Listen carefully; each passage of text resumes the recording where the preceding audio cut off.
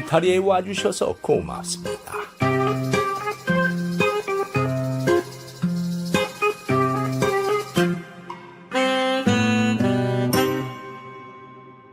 옛날 어느 깊은 산속에 있는 선앙당에서 어떤 처녀가 흐느끼고 있었습니다.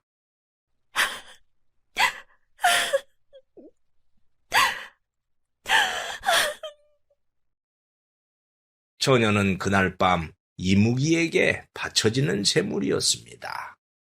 도대체 어떤 사연이 있었길래 꽃다운 처녀가 이무기의 제물이 되어 저렇게 슬피 울게 되었을까요? 그 사연은 과거로 거슬러 올라갑니다. 처녀는 호라비를 모시고 살았습니다.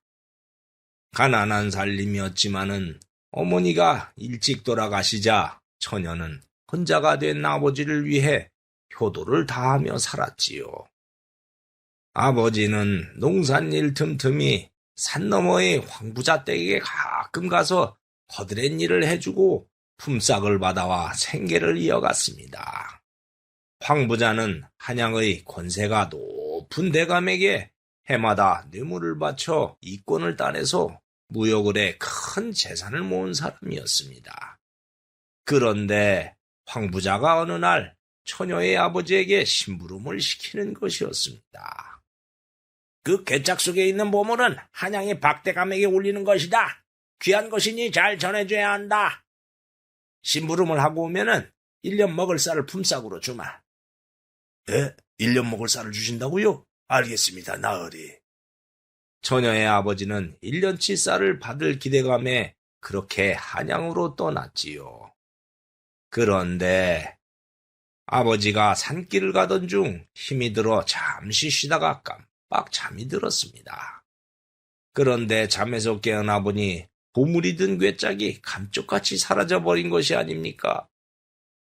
아버지는 깜짝 놀라며 아무리 주변을 다니며 찾아봐도 괴짝은 보이지 않았습니다. 에이, 도대체 어디로 갔단 말인가? 에이, 큰일 났네. 그래서 아버지는 어쩔 수 없이 황부자에게 돌아와 사실대로 고했고 황부자는 불같이 화를 냈습니다. 뭐야? 그 보물은 천냥을 주고 구한 것인데 그것을 잊어버렸다고? 황부자는 그러면서 처녀의 아버지에게 평생 머슴으로 일해서 갚으라는 것이었습니다. 그래서 아버지는 어쩔 수 없이 황부자 집의 헛간에서 자면서 평생 머슴으로 살게 되었죠. 그런데 사실은 황부자가 처녀의 아버지를 평생 머슴으로 부려먹으려고 계략을 꾸민 것이었습니다. 그래서 사람을 보내 아버지를 뒤쫓게 한 다음 잠이 들자 괴짝을 훔쳐오게 한 것이었는데 아버지는 그 꼼수에 속아버린 것이지요. 처녀는 그 소식을 듣고 그만 망연자실해졌습니다. 아버지가 평생 머슴으로 살며 고생할 생각을 하니 흐르는 눈물을 주체할 수가 없었지요. 아버지.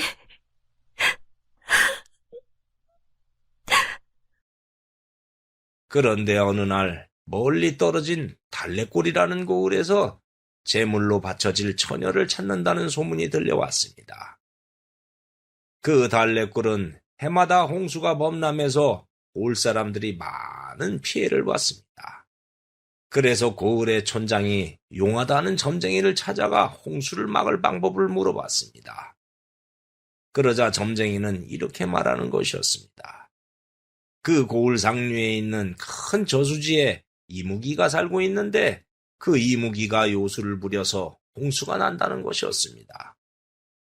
그래서 이무기를 달래주면 홍수가 멎는데 그러려면 이무기에게 처녀를 제물로 바쳐야 한다는 것이었습니다. 그래서 고을 사람들은 돈 1000냥을 모아 제물이 될 처녀를 찾았던 것이었습니다. 그 소문을 들은 처녀는 그래서 자기가 제물이 되기로 했습니다. 마치 아비의 눈을 뜨게 하려고 인당수에 몸을 던진 심청이처럼 말이죠. 그래, 이 한 몸 아버지를 구할 수만 있다면 무엇을 못하랴. 아버지, 조금만 기다려주세요. 제가 구해드릴게요. 그래서 처녀는 달래골의 촌장을 찾아갔고 몸값으로 1,000냥을 받았습니다. 처녀는 그 돈을 황부자에게 주고 아버지를 해방시켜 집으로 모셔왔습니다. 그리고 재물이 들어가는 날 아버지에게 한양의 부잣집 딸의 몸종으로 가게 되었다고 말하면서 안심을 시켰습니다. 아버지, 그 집은 부잣집이고 저는 아씨의 몸종이니 힘든 일은 안 할 거예요. 좋은 옷과 좋은 것만 먹을 테니 걱정하지 마세요. 처녀는 그렇게 아버지를 안심시키고 속으로 울며 이렇게 말했습니다. 아버지, 저는 이제 가면 다시는 보지 못해요. 오래오래 건강하게 사세요. 그리하여 처녀는 그렇게 재물이리로 달래골로 갔습니다.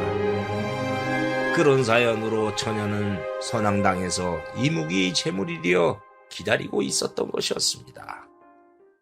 처녀가 흐느끼고 있는데 그때 갑자기 바람이 불더니 문이 벌컥 열리고 이무기가 들어오는 것이었습니다. 처녀가 놀라서 보니 이무기는 마치 미꾸라지와 용의 중간쯤으로 생긴 모습이었습니다. 이무기는 처녀를 찬찬히 살펴보더니 말했습니다. 네가 제물로 바쳐진 처녀냐? 네, 자태를 보니 매우 곱구나. 자, 나와 함께 가자. 이무기는 그러면서 몸으로 처녀를 칭칭 감더니 자기가 살던 저수지로 가지 않고 동굴로 가는 것이었습니다. 처녀는 이무기가 선앙당에서 잡아먹지 않고 동굴로 데려오자 이상하게 생각했습니다. 그러자 이무기는 다음과 같이 말하는 것이었습니다. 이무기는 천상에 살던 도령이었는데 옥황상제가 아껴 먹던 바나나를 먹은 지로 그만 벌을 받아 이무기가 되어 세상으로 떨어져 버렸습니다. 그래서 다시 천상으로는 갈 수 없고 그나마 사람이 되려면 마음씨 착한 처녀와 함께 100일을 부부로 살아야 사람이 될 수 있었습니다. 그래서 이렇게 너를 데려왔다. 그래요? 이무기의 설명을 들은 처녀는 목숨을 건졌으니 다행이라 안도의 숨을 쉬었습니다. 그런데 여전히 홀로 사는 아버지가 걱정이 되었습니다. 그래서 도망쳐 아버지에게 가고 싶었지만 고을 사람들에게 들키면 1,000냥을 돌려줘야 하니 그럴 수도 없었습니다. 그래서 어쩔 수 없이 이무기의 아내가 되어 살았지요. 물론 형식상의 부부이지 둘이 어른들이 하는 그런 건 없었습니다. 이무기와 사람이 그런 걸 하기는 불가능했기 때문이지요. 처녀는 이무기가 무섭게 생겨서 고생을 할 것으로 생각했습니다. 그런데 생각이로 이무기는 자상한 성격이었습니다. 먹을 것이 부족하면 요리할 물고기도 잡아서 갖다 주고 쌀도 구해서 갖다 주는 것이었습니다. 그래서 처녀는 큰 고생을 하지 않고 이무기와 함께 100일을 살았지요. 그렇게 산 지 100일이 지났습니다. 이무기는 이제 밤이 되어 보름달이 뜨면 사람이 될 것이라며 기대하였습니다. 그런데 처녀는 아버지가 걱정되어 견딜 수가 없었습니다. 서방님, 오늘이 함께 산 지 100일이 되었습니다. 아버지를 보고 오게 해주면 안 될까요? 홀로 사는 아버지가 걱정이 되어 그냥 있을 수 없습니다.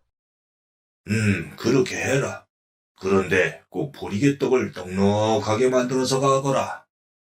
처녀는 보리개떡을 만들어서 가라는 이유에 대해서 영문을 몰랐지만 이무기가 말한 대로 보리개떡을 많이 만들어서 보자기에 싸서 산을 내려갔습니다. 그런데 한참 산을 내려가는데 글쎄 홍수가 나서 온 산이 홍수로 뒤덮였고 물이 점점 올라오는 것이 아닙니까? 어머, 홍수가 나서 물이 차오르고 있어. 그래서 처녀는 위쪽에 있는 동굴로 올라갔습니다. 처녀가 동굴 안으로 피신해서 들어갔는데 거기에 황부자가 혼자 앉아 있는 것이 아닙니까? 황부자는 한양의 대감에게 뇌물을 상납하려고 하인들과 함께 황금덩이를 갖고 산을 넘어가다가 홍수를 만났습니다. 그래서 혼자 황금덩이를 짊어지고 산 위로 도망쳐 동굴로 들어왔다는 것이었습니다. 처녀는 참 묘한 인연이라고 생각했지만 동굴 앞에 호수로 물이 철렁이고 있으니 나갈 수도 없었지요. 그래서 어쩔 수 없이 황부자와 함께 며칠을 있게 되었습니다. 황부자는 첫째 날이 지나자 그만 배가 고파 죽겠는데 처녀가 갖고 온 보리개떡을 먹는 것을 보자 참을 수가 없었습니다. 예, 그 떡 하나만 주면 안 되겠냐? 처녀는 자기 아버지를 노예처럼 부려먹었던 황부자가 미워서 이렇게 말했습니다. 나리의 황금덩이 1개와 보리떡 1개와 바꾸신다면 드릴게요. 뭐? 그런 거리가 어딨냐? 싫으면 저도 싫어요. 허이, 저런 고약한 것 같으니라고. 내 배가 고프니 할 수 없다. 알았다. 그렇게 하자. 그렇게 해서 둘은 황금덩이와 보리개떡을 서로 바꿔 먹었고 며칠이 지나는 동안 계속 더 바꿔 먹자 처녀는 황금덩이를 모두 갖게 되었습니다. 그런데 다음날 아침에 둘이 동굴 밖으로 나와 보니 홍수가 싹 사라져버린 것이 보였습니다. 그래서 이제 산에서 내려갈 수 있게 되자 황부자가 갑자기 돌변하는 것이었습니다. 옳거니 산을 내려가게 되었구나. 예, 우리 집으로 가자. 왜요? 우리 집에 가서 내가 보리개떡을 너에게 줄 테니 네가 가진 황금덩이를 나에게 줘라. 네? 이제 산을 내려가게 되니까 도로 바꾸자고요? 싫어요. 뭐? 아이, 괘씸한 것이! 그러면서 황부자는 몽둥이를 들더니 힘으로 처녀를 제압해서 뺏으려고 했습니다. 안 돼요! 사람 살려! 처녀가 황금을 빼앗길 위기에 처하는데 그때 어떤 도령이 바람처럼 나타나더니 손에서 신비한 빛을 황부자에게 쏴서 생쥐로 만들어버리는 것이 아닙니까? 어머, 고맙습니다, 도련님. 참, 황부자 마음씨가 나쁜 것은 알았지만 이렇게 나쁜지 몰랐네. 평생 생쥐로 남의 눈치나 보면서 살아라. 도련님이 황부자를 어떻게 알아요? 부인, 나는 이무기요. 당신이 떠난 후 보름달이 뜨자 이렇게 사람이 되었어. 어머나, 그래요? 그러면서 처녀가 도령을 찬찬히 살펴보니 세상에 그렇게 허우대도 좋고 잘생긴 도령도 없었습니다. 처녀는 속으로 이렇게 생각했지요.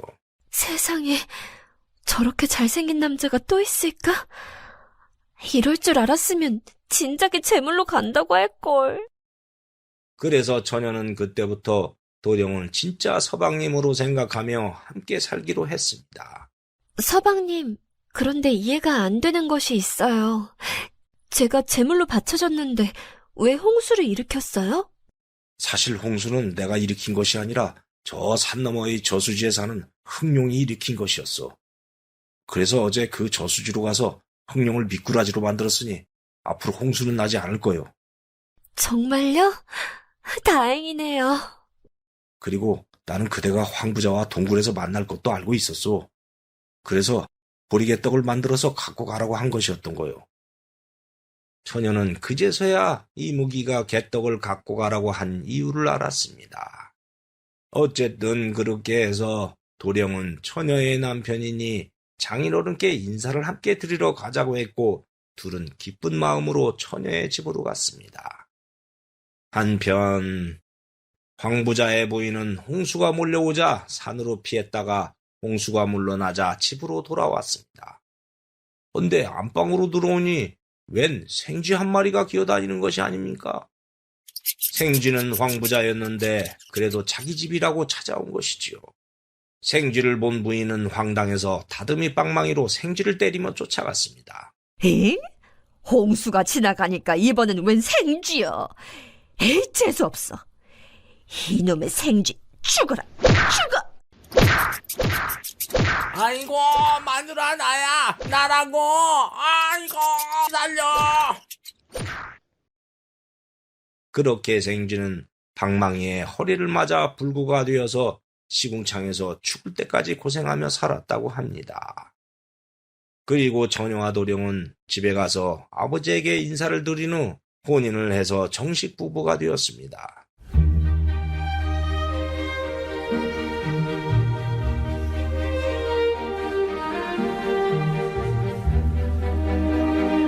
그 후 신랑은 열심히 공부해서 장원급제를 했고 모두 행복하게 살았다고 합니다. 이번 이야기 여기에서 마치겠습니다. 감사합니다.